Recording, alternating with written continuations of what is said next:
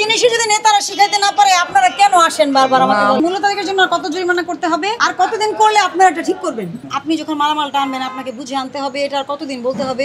এটা করা উচিত কি না বলেন? আপনি মিস্টেক করেও তো খুশি, জরিমানা ঘোষণা দেওয়ার পর তো আপনি খুশি থাকবেন না। আপনার কথা আমি বিশ্বাস করি নাই, ওইটা নিয়ে ছবি নিয়ে এনিহা আপনাকে প্রমাণ করতে হবে যে আপনার এটা আছে। মহাজনকে ভালো আছে? আসেন। আচ্ছা, প্রথম আপনি কি সিনিয়র না উনি সিনিয়র? দুজনই একসাথে চাকরি করি। 4-7 কেন হবে? আজকে এই 4-7 না প্রতিদিন এটা করা উচিত কি না বলেন? প্রতিদিন করেন কিন্তু 5 দিন আগে এখন পাওয়া যাচ্ছে, তাহলে লাভ কি?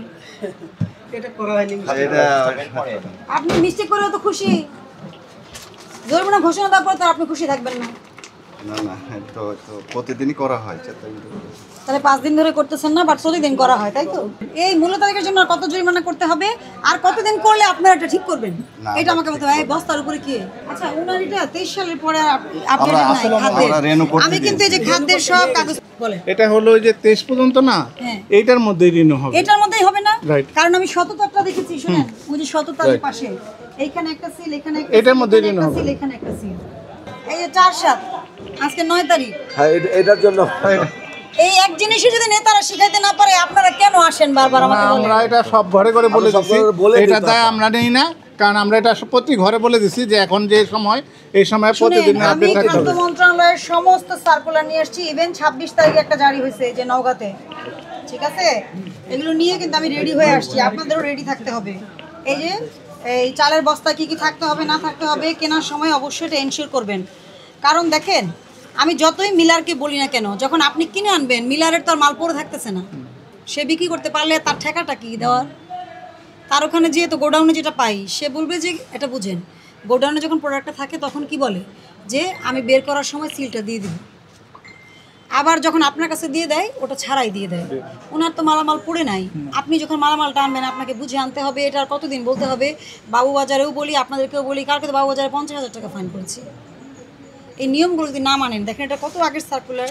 এটা হচ্ছে এই যে বস্তার গায়ে কী কী থাকতে হবে, এটা কিন্তু ফেব্রুয়ারির সার্কুলার সরকারের, 21শে ফেব্রুয়ারি 2024। এই যে দেখছেন, ধানের জাতের নাম, প্রস্তুতকারক, উপজেলা, নিট ওজন, উৎপাদনের তারিখ, মিলগেট মূল্য। অবশ্যই এটা মিলারের বা মোড়কজাতকারীর দায়িত্ব, কিন্তু আপনি যখন এটা ওনাদের কাছে যাচাই না করে আনবেন, মার্কেটে কি এটা প্রবলেম তৈরি করে কি করে না? That's all. এটা রাখেন। শুনেন, আপনারা রাখেন, আপনার কথা আমি বিশ্বাস করি নাই। প্রথম কথা, আপনি এটা দেখাতে অফিস যাবেন কালকে, আপনি যেটা বলেছেন, আপনি যার কাছে জমা দিচ্ছেন ওইটা নিয়ে ছবি নিয়ে এনিহা আপনাকে প্রমাণ করতে হবে যে আপনার এটা আছে। কি অবস্থা, ভালো আছেন? নষ্ট করলেন। এই যে মিলগেট মূল্য দিছে, ধানের জাত জিরা ধান। তো নিয়ম মানলে এখন আপনি তাকে ধরবেন কিভাবে? সে তো নিয়ম মানছে, উৎপাদনের তারিখ হতে 1 বছর। এই যে দেখেন 2050 টাকা, তার মানে 82 টাকা সেই রেট দিছে। মিনিকেটের রেট 82 টাকা। এমআরপি সর্বোচ্চ খুচরা বিক্রয় মূল্য দিছে, তাই না? উনি কিন্তু এমআরপি দিছে, মিলগেট রেট কিন্তু আরো কম, 1800। এটা মিলগেট রেটটা দিয়েছে 1800। এ থেকে এ পর্যন্ত এমআরপিটা বুঝতে হবে আপনাকে। একদম আপনার গলির দোকানে যে ছোট দোকানদার, উনি সর্বোচ্চ এটা পর্যন্ত যেতে পারবেন, কারণ এর মধ্যে কিন্তু অনেকগুলো হাত বদলাবে। 250 টাকার বিজনেস দেখা দিছে। এই কত 1800 ধরছে না, মিলগেট 1800, 250। এটা উনি না দিলেও আমরা দোষ ধরতে পারবো না, কিন্তু মোড়কজাত আইনে এটা দোষ। উনি মোড়ক করেছেন। আপনি এটা কত করে বিক্রি করছেন? 76 টাকা কি 76? হ্যাঁ, আমার কেজি। এটা 50 কেজি, 25 কেজি। 25 কেজি। তাই আর কি কি আছে আপনার কাছে চাল? ওগুলো বস্তার ছবি আমরা একটু নিয়ে যাই। এই ধরনের বস্তা অন্য কোম্পানির তীরের আছে, তীরের পাইকারি একটু দেখি, ওটা রাখেন পাশে। ম্যাডাম, আমরা তো পাইকারি ব্যবসা করি, আমরা সর্বোচ্চ কত % ব্যবসা করতে পারি?